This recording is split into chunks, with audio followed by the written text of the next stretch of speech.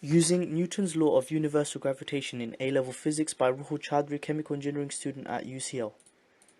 What is the law? The law states that every object in the universe exerts an attractive force due to its gravity upon every other object. The value of this force is found using the equation shown, where F is the force of attraction, both m and capital and small are the masses of the two objects, and r is the distance between them.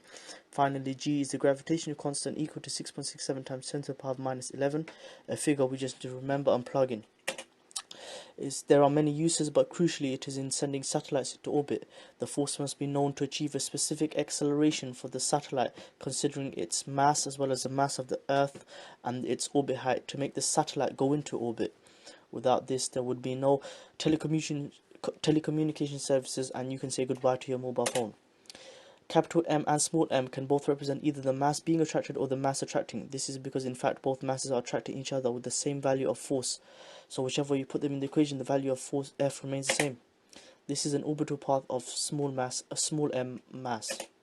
It is orbiting around another capital M mass. For the sake of simplicity, both masses are point masses, and that is, they have no volume, and so we can clearly see from where we measured the distances between them. The line is the distance between them, and the distance is equal to the radius of orbit, hence why we call it r.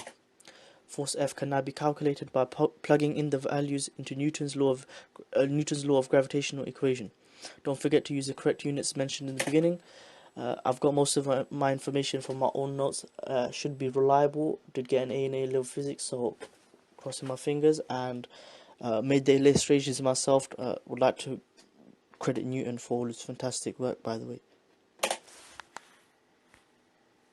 Thank you for listening.